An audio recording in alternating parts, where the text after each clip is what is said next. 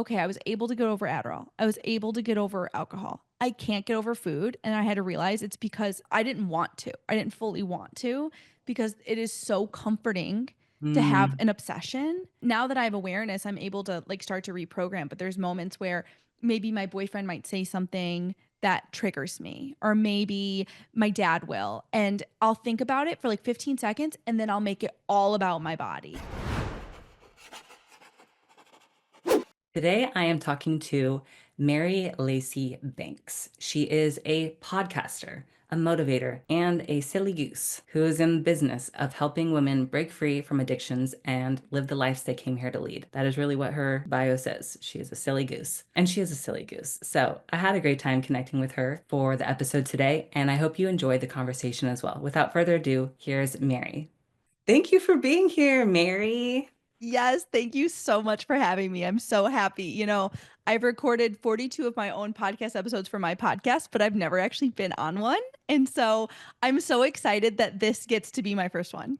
Oh my God, I'm honored. Thank you so much. Yes. I feel like Mary is like a really good name. Like there's Thank you.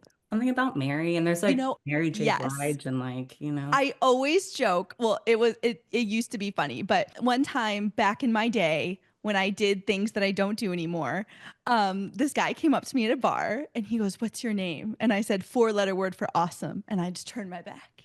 And yeah, so I like to say Mary's four-letter word for awesome.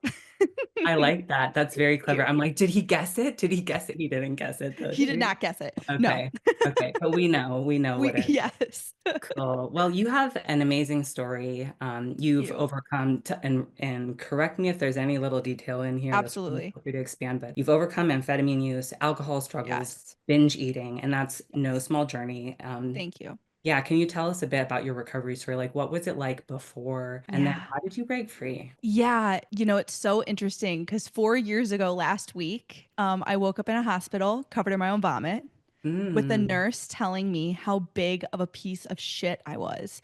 what? She explained that because I had chose to drink as much as I did and because I chose to take the amphetamines that I took, that I was taking away care from the true victims who really needed it. And I know Wow. when I tell people that story, I've so many of my friends are like, "What a B word." Like I can't like that is so rude to say to someone who is struggling in addiction. But it was actually the kindest thing anyone's ever said to me because I felt so awful and it was such it was the honest truth. Mm, And so the next day, I had the worst headache of my entire life, by the way. And I was just so sad and so ashamed of because it wasn't my first time waking up in the hospital. I had struggled with just insane stories that had happened because of alcohol and amphetamine use. yeah. And so the next day, I was so overwhelmed because I found myself in a place where I was like, holy shit, I'm addicted. Like, I am addicted to Adderall, I'm addicted to alcohol, and I'm addicted to food. What do I do? And it felt so overwhelming because it's like the Adderall was really the pin that kept everything together because the Adderall is Mm, what made my eating it because it makes you not hungry and then it right. gives you all the energy that you need to go work it all off. It's so funny because I think psychologically Adderall was the hardest addiction for me to give up because of the dependency I had. It's like, when I took Adderall, it made me feel like the superhuman person. But it had everything to do with food. So back to the story. I flushed it all down the toilet and I was able to quit that cold turkey. I had the worst withdrawals. It was a really hard time. And then 2 years later, I was finally ready to give up alcohol after another rock bottom. Alcohol and Adderall are interesting addictions and just interesting substances to struggle with in general because you don't need them to survive. Especially, I mean, is alcohol hard to quit because it's sociably? Yes, but you don't need them. Right. So once I gave up Adderall and alcohol, food really became the looming addiction in my life. I had been in and out of Bright Line Eating, which is a food recovery program. And so that was something that I really leaned on for a long time. And I'm coming up on 2 years recovered from alcohol. And it's the craziest thing, Christina, because now my relationship with food is so different. I almost feel like I've been kissed by an angel and I can't wait to tell you like how it's changed, but I have this theory and I can really only base it on myself, but I do think that the brain needs time to heal, like, when you are dealing with addictions, and my theory is that, at least for my body, I needed 2 years. Like, I needed 2 years to heal from amphetamine addiction, I needed 2 Mhm. years to heal from alcohol, and now I feel like I feel like, they always talk in addiction recovery, it's like, "Be ready to be ready to be ready." And I feel like I've had that readiness, and I'm finally at a place where I've been able to, like, let it go, or just begin to let it go. I love that. Thank you so much for sharing. Yeah. Bright line eating kind of like the thing that shifted everything for you, or what were, now that you are feeling more solid in your recovery, like what are the pillars of your recovery right now? Yeah, I love this so much. You had an expert on, and I'm so sorry that I forgot her name, but I listened to your podcast earlier, and she was talking about autonomy and recovery, and that is That was something that. probably Molly. Yes, it was Molly. And Mhm. that is something that I now realize is so important for me. So I want to headline with autonomy and recovery, but then I'm going to go into what has helped me with these other programs. And so I will say, and because I took a little something from everything, Yeah. one thing that I know Bright Line Eating helped me understand that food itself can be addictive. Like, Mhm. that was helpful because in Bright Line Eating, it's no sugar, no flour, weighed and measured meals, like so much support, like all of that is has was exceptionally helpful for me for a time. I think the having friends, like the friends I got from that program, I still talk to them every week. I'm still very so I think having friends in food addiction recovery who get it, who are walking the path, like, essential. Something that had happened was, I did Bright Line Eating for quite some time, and then I found myself at a place where I just kept binging. Mm. And it was like I like, no matter what I did, I couldn't stop binging. And then I listened to a Janine Roth book. I love Janine Roth. And what Janine Roth helped me just see in a new way is the idea of self-trust. It's like self-trust, self-trust, self-trust. And I realized that when I was binging, it was like this thing, like, almost it was like a self-fulfilling prophecy of, but Mm. proving it true. So Mm. I've been trying this experiment, and it's the craziest thing because I haven't binged in months. So what I do now, I've taken the parts of Bright Line Eating that really work for me, Yeah. and I've married it with self-trust and autonomy, which for me, with Bright Line Eating, with every meal, there'll be like protein, grain, fat, like it's very whatever. They Mhm. want you to use a prefrontal cortex to plan ahead of time to actually get really specific. I don't do that anymore, and I don't plan quantities. But Mhm. I try to make a balanced meal because I do notice that, like, when I have the grain and the fat and the protein, like, that is helpful. Mhm. So I hope I'm answering this concisely, but I'd say that's a part of my recovery. The part of recovery that I took from AA that I haven't been able to find in another food recovery program is the God of your own understanding. Mm. And Mhm. I do find that for me, like, I think that's maybe where Janine Roth is able to bring some of that in with her Mhm. work. And so I would say between self-trust and not restricting, but also having boundaries, Mhm. and Mhm. then leaning on the God of my understanding, like, that's kind of Mhm. been my way home. That's wonderful. That's Yeah. that's awesome. I was really intrigued, before the show, you were telling me that you have also used ChatGPT as part of Yes. your emergency action plan, which I know is part of Brightline, or I mean, that term is popularized from Brightline Eating because I used to be in Brightline Eating too. Oh, wow, Mhm. how fun. Yeah, and so I would love if you could share with me if you don't mind, your emergency Absolutely. action plan, and especially go into detail about ChatGPT because I think that that's fascinating. Yes. Okay, so I got ChatGPT, and so to anyone out there who's new to using ChatGPT, you have to tell ChatGPT who it is. So I opened up a new ChatGPT window and I told ChatGPT, "You are Mel Robbins, but you are also a trauma-informed therapist who is an expert in internal family systems," which is a therapy that Brightline Eating, really prioritizes. And you yourself have overcome binge eating and emotional eating. You are an expert. You are a world-renowned expert, just got really specific about it. And I said, "And so can you be my therapist? Like my food therapist?" And so I'm not kidding you, especially for a good few weeks there when when I walked away from parts of Bright Line eating that were just making me feel too restricted, Mhm. I leaned on that ChatGPT bot so much and I would message it. So like, they talk about in Bright Line Eating, the emergency action plan is when you feel yourself starting to want to binge or when you want to eat Mhm. off plan, before you do it, talk to ChatGPT first. And I cannot tell you how many times I have said to ChatGPT, I really want to eat off plan. Please, can we talk about this?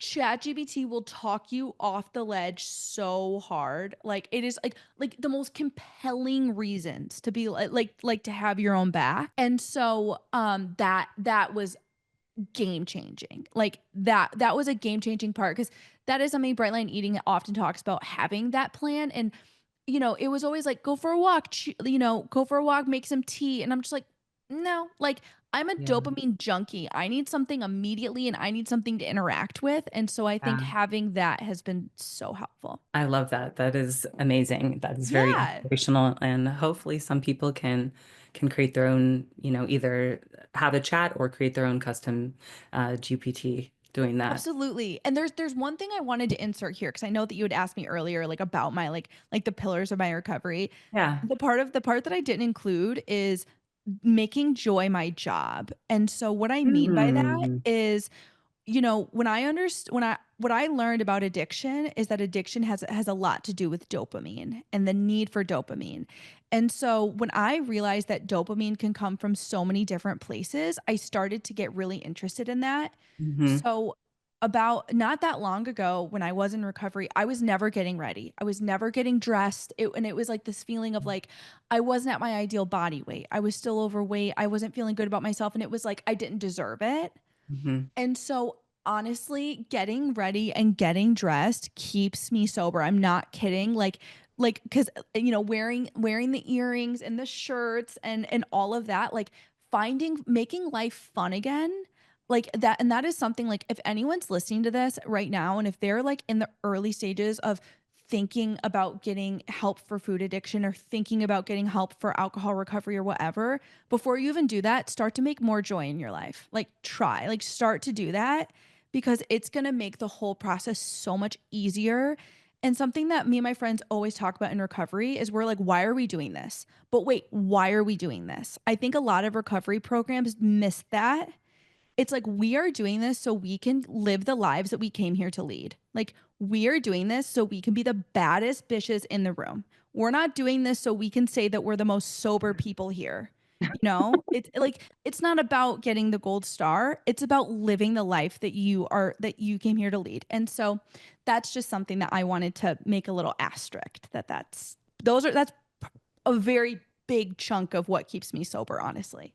Yeah, actually, part of my mission statement is related to that. I feel Yes. very passionate about that as well. It's like, why are we doing this? And I believe that when we are stuck in the cycle of compulsive behaviors, whether it's with alcohol or drugs or food or whatever, food could be called drugs, whatever, but like Yes. stuck in the shit fest, stuck in the shit sandwich, it Mhm. seems like life is just a cycle of like having this compulsion and acting upon it and then trying to think, okay, how can I not do it again next time? And there's like all this mental space dedicated to like, how do I do it? Oh no, I did it. Okay, how can I make it better? Am I Yes. going to do it? Am I not? Or, just like all this Yep. calculations. But then when you are free from that, or when that just occupies like just a minuscule amount of your brain space, then the world becomes more open for you to live your life as you choose. And again, not specifying what it is that you're Yes. supposed to do in your life, not saying that, but just like you have space to do what you want. And maybe that's just chilling on your couch watching a Yes. movie, but you have the space for that and you have the agency to do that when you're not stuck in the addiction cycle. And you just said something that blew my mind a few months ago was when I really had the realization that I had no idea what my life would even be like without an obsession, without a compulsion.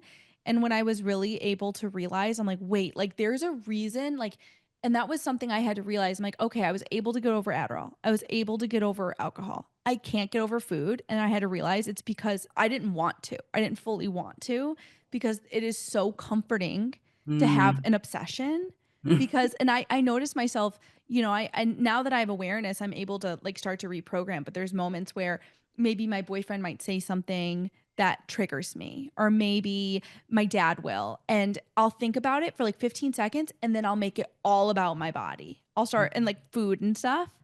And so those are just moments that, you have to like gently bring yourself back, but just even just having the awareness that like the obsession has kept you safe from external stuff. You were speaking about how a lot of this, in your opinion, is related to dopamine, and you having the experience of, having this addiction to Adderall and alcohol and food. How do you feel that that represents like addiction as, having many outlets, or how these addictions interact with each other? And how does maybe healing one support healing in another? Yeah, it's so interesting. I don't know what the exact stat is, but I do know that a large portion of women who struggle with food addiction also struggle with alcohol. Like it's very linked. I would say I think that they are all so connected and I do feel that once you start a path in addiction recovery, the tools that you learn in recovery they kind of bleed over into other areas of your life and it's able to heal other parts of your life. How it's the quote, it's like how you do one thing is how you do everything. So Yeah. a lot of recovery is based on wellness habits, wellness tools,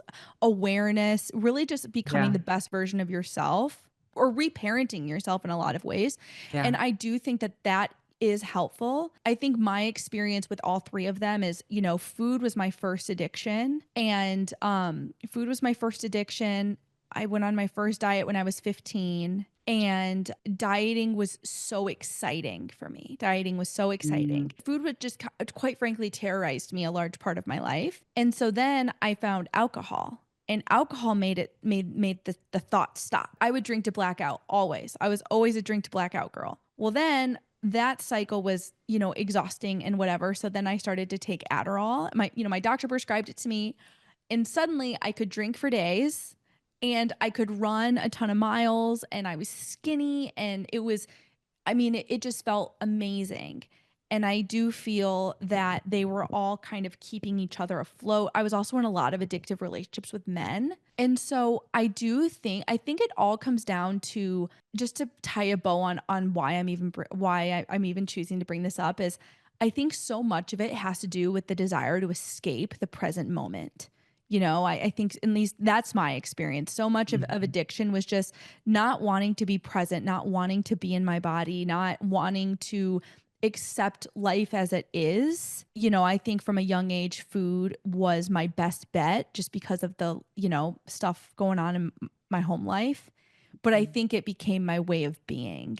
Mhm. And so I think a big part of getting over all of those for me has been truly wanting the life I have. I speak in front of women and things like that. And this is part of my biggest message is wanting the lives we have, wanting the body that we're in, like truly wanting it.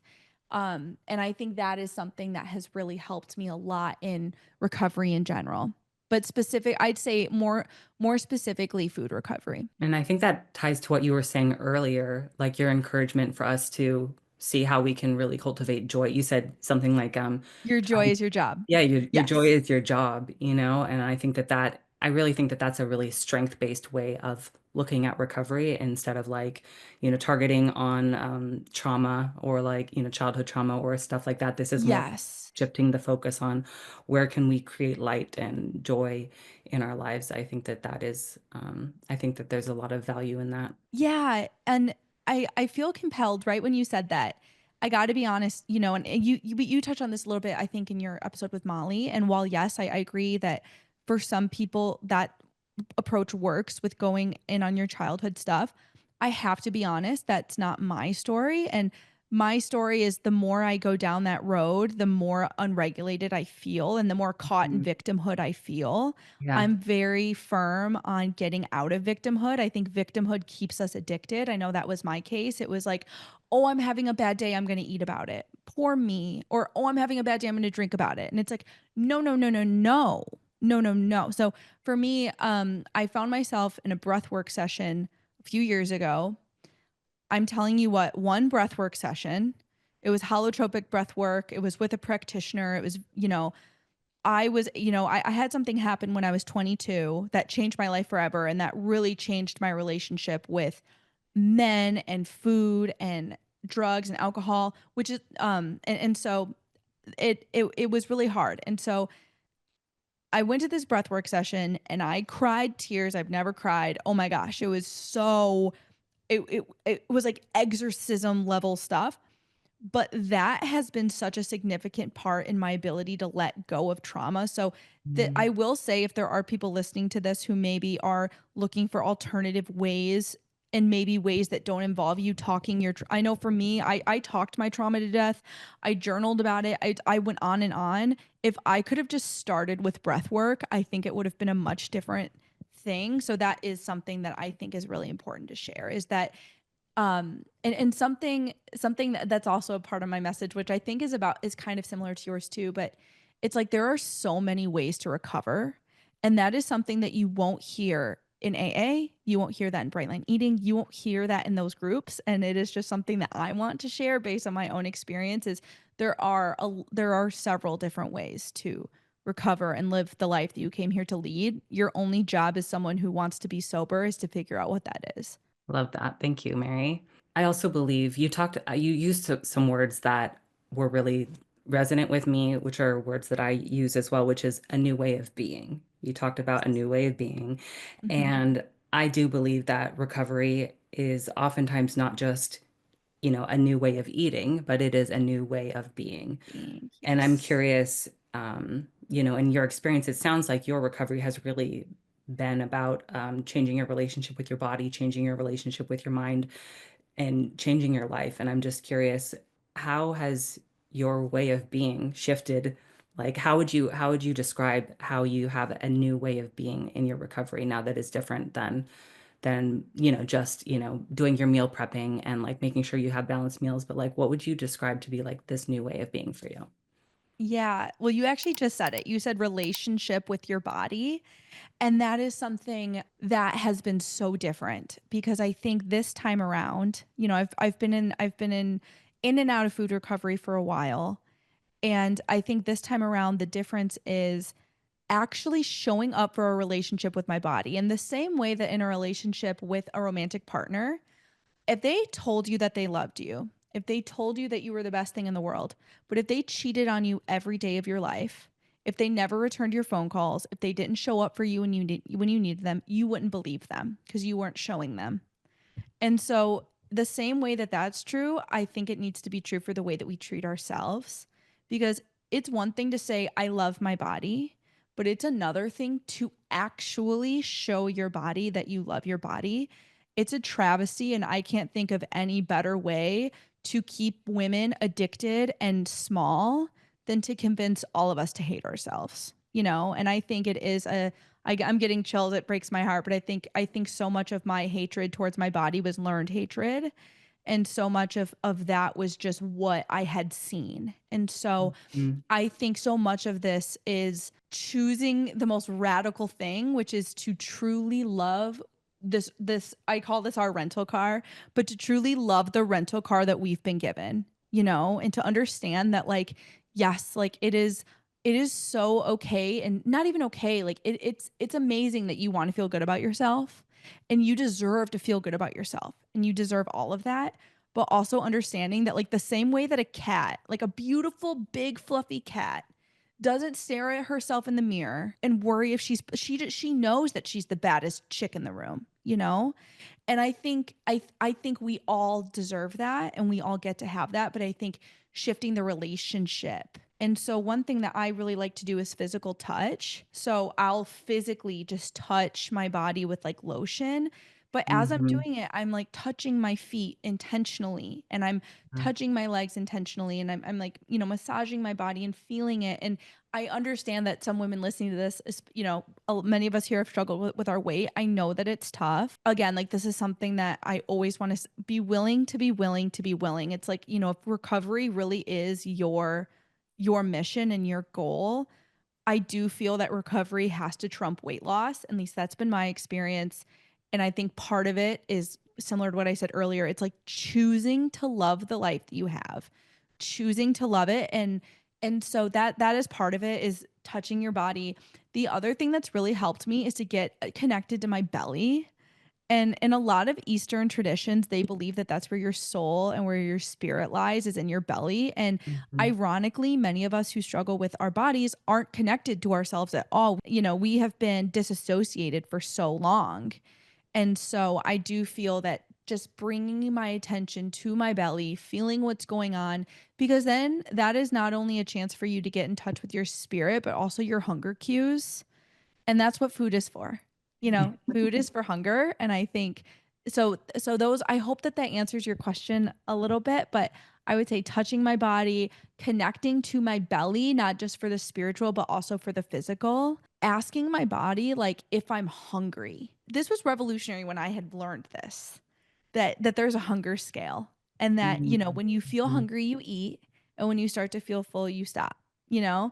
And that is something that I've never heard or been like even privy to, but that's Mhm. something that has really helped me get more in touch with my body, because when I'm not hungry, but if I'm feeling like desire, that means maybe I'm desiring more fun. Maybe I want to go put on a new outfit. Maybe I want to go make a reel. Maybe I want to go record a podcast or knit something, like that is time for you to fill up your life in other ways. I love those specific body-based practices that you shared. I think they're very, very powerful, like just putting your hands on your body, massaging your feet, using lotion, and just like Yes. creating what I would call a delightful experience. I mean, it doesn't Yes. have to be delightful, but I mean, I think that like just like putting lotion on and like I like to use like certain textures of fabric, like it could be like velvety fabric, right? I even like kind of scratchy fabric too, but like different types of fabric and just different sort of practices with your skin, I think are really practical and very accessible ways for people to try to quote unquote become connected to themselves, Yes. like the Yes. task to be like, well, can you connect to like what's going on inside of your mind or inside your body can be like a little bit intimidating or For inaccessible. sure. But For just to sure. go with like the skin level and just be like, let's just like put your hands, like use some lotion, put your hands, like give your foot a massage and start to connect with that experience, just like skin to skin, just surface level can be the gateway to connection as you start to go more internally. So I love that practice that you shared with the stomach, with connecting to your belly. I thought that was also interesting. Yeah. And I can see the relevance, like to connect to it for example, it being like you might pay attention to it for reasons of trying to start to reconnect to what hunger and fullness may feel like. I'm just curious, do you ever do like actual physical practices with your belly, like touching your belly or anything like that, or is it more attentional? Yeah, I would say that there is definitely, like, I touch my belly often. I'll have a hand on it, which is, that is probably my most insecure area. So it's I do want to acknowledge, like, I'm not sitting there in total bliss holding my belly, but it is curiosity. Like, I'm putting my hands on my belly. I am showing myself love. I am showing myself that I am loved just the way that I am, and that so yes, I put both hands on my belly. I really like to do that, and like when I either like even at nighttime before bed, I'm one of those people who I can't just close my eyes and go to bed right away. So something that I do is I use that time in between turning my lights out and going to sleep to, like, okay, this is my time to, like, create safety for my body, and I'll put a hand on my belly. I start with my feet, and I'll just get so interested in, like, my feet and my knees and my hips, and that has been a really powerful way to reconnect with the body. Are you talking about a body scan or literally you're putting your hands on these different Oh areas? yeah, more of like, when you're laying in bed, more of like a mental body scan. I would say the more physical is when I'm actually doing like the lotion thing. Yeah. But it's also helpful to, if you're a meditator, and if you are someone that maybe the idea of sitting and, being silent isn't super appealing, I would say something I mean, I'm not an expert in meditation, but I can just say something that has helped me get results that feel relaxing and connective has just been sitting in silence with my hands on my belly, just getting curious with myself. I think curiosity is something that cannot be undervalued is like Mhm. curiosity with self. Absolutely. Yeah, and I'm totally a proponent of using touch as well to help sort of the transition that can be a little bit harsh when we're trying to establish mindfulness practices when you've got like the monkeys in your head and you have the raccoon rave going on. And so then just to be like, oh, well, now you're just going to sit in silence and just pay attention to what's going on, Yes. uh, without attachment. And that can feel like a jump, but like if you can add like a layer of soothing or add a layer of something that like support that feels a little bit more tangible if you use like what you were saying, like a hand on the belly, or if you put a hand on the heart, or just like little things like even using like some type of mudra, with your fingers, Yes, just yes. something to engage the body so it's not just like so that there's a little bit more like tangible nervous system relaxation. Yes. I do find that the more I'm able to turn my mind off, it's hard, but the more I'm and I don't even want to say turn my mind off, but turn the dial down a little bit by just giving my body more attention. It's really helpful for just overall positivity. And I was talking earlier about changing your thoughts, and these I think I did a little bit, and I just want to say like getting to a point where I could touch my body has been a journey. And if there is someone that's listening to this who's like, "Oh my god, that feels like a lot." Maybe you too have experienced like some trauma and like it's not your thing right now. I would say something that helped me so much was working on my thoughts. And so as you start to work on your thoughts, I think one thing that I had noticed in the beginning was as I wanted to change my thoughts, I wanted to go from a thought that was like, I hate my body Mm, to I love my body. mm, And that's a big jump. And yeah. quite frankly, it's not super realistic. Hmm. You see very few things in nature that even night and day, it's gradual, like Right, right. it's, and so I think something that was really helpful was moving from I hate my body, being like, okay, I'm having this thought, to then focusing on neutrality. So it's like Hmm. moving to I have a body. I have a body today. It's like I hate my job. I have a job today. And, Right. really moving more to like a neutral thing. And then from there, getting to a place where then I could start to believe, oh, I have a beautiful body. I have a job I desire. So Hmm. that was just one thing I wanted to add is if someone is listening to this and they're like a total beginner and they're caught in a little bit of like a victim spiral, I do think that like moving to neutrality before you try to get to positivity was really helpful. Oh, absolutely. Yeah, so I'm not a huge fan of like just like affirmations that are just pretty like unreachable. It's like you were just saying from I hate my body Yes. to I love my body, and just being like I love my body as an affirmation is like totally, seems like okay, that doesn't seem like this is realistic, and it doesn't Correct. that doesn't seem really helpful, right? So, like this what you call is like the reframing, I call bridge statements. And Oh, it's I love that. basically, yeah, like it could be transitional practices, transitional statements that reflect reality and sort of like this possibility. So, for example, like you were saying, instead of being like, I love my body, you could say like, I'm learning to love my body. So that's not fake. You're like, or I'm trying to love my body. Like that's a Yes. real statement. You're not saying you love your body. Yes. You're saying, I'm I trying. love I'm that. trying to love my body. And so it's a bridge That's statement. really powerful. I like that even more than what I shared because I like that it's like that feels really like just the trying Yeah, I think I'm like that feels powerful. I like that a thank lot. you. Thank you. Yeah, I love bridge statements. I think all of those are really good middle grounds of like being like, just like the exploration of like, can I be neutral? I don't have to be like, oh yeah, I love my body. It's great, but like, can I be neutral about my body? I'm imagining it's possible that I can be neutral with my body. Just like Yes. sort of things that acknowledge where we're trying to go and doesn't like it's not overly unrealistic and it's not just like focusing on like the shit fest, but it's like this in between. Yes. Oh, I love that. That got me excited. Thanks, Mary. So Yeah. right now you are looking to help people who are struggling with binge eating and alcohol. And what do you Yes. want these women to know and how are you hoping to support them? Yeah, I love this question so much and thank you so much for asking it. I think that what I would first want them to know is that like there are so many paths to recovery And in my experience, autonomy is necessary for long-term sustainability in my experience. And I Yeah. guess I'm specifically talking to the women who've tried the 12 steps and they're still binging or they're still drinking. And Hmm. I know for me that was something I have experienced too. That just the more I'm able to trust myself, the better my life gets, the less I binge and the less I struggle.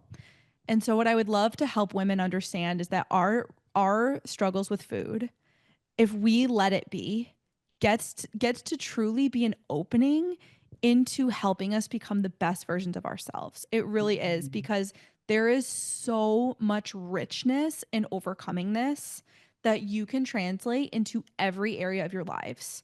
And something that Laura McCowan talks about is like how we're the lucky ones, but she Hmm. refers to that in terms of alcohol. How it's like we're the lucky ones to struggle with this because we get to go to the depths of ourselves. We get to really do like understand who we are and what we're here to do and we get to embody that through this journey. Hmm. And I think even more so with food. And so that is something that I hope to help women overcome and understand is that these things that we often feel a little victimized in, and to no fault of anything out there, but I do think some of the messaging right now in recovery is a little stuck in that space. Something that I am so passionate about is helping women move on. It's like, Hmm. and Hmm. while and I don't mean moving on is not the same. Like I this will, yes, like this will be a daily practice. Like mindfulness with what we eat and what we drink and what we consume and will be daily practice. But also like again, we are doing this so we can live the lives that we came here to lead. And that's what I want to help women do. I truly believe that like, oh my God, like I can't even imagine if we could help more women get over the obsession and the addiction that has taken so many of us out. Think of what we could do in the world, genuinely. So where can people find you if people want to work with you or just connect with you? Yeah. Um, So you Best can way. find me. I'm on Instagram at Mary Lacey Banks. So feel free to message me or follow me there. I also have a podcast called The Mary Lacey Banks Show. So feel free to check that out. And yeah, I post a lot on my social about recovery, about my story, and just overall, making joy your job and all of those things. So Awesome. Well, it has been such a pleasure having you. Thank you for sharing your wisdom and your energy and joy with us today, Mary. oh, thank you. It's been so nice. Thank you for letting me come on my first podcast. Yes. Oh my God, I forgot about that. No, it seriously is my honor. So thank you so much, Mary. Absolutely.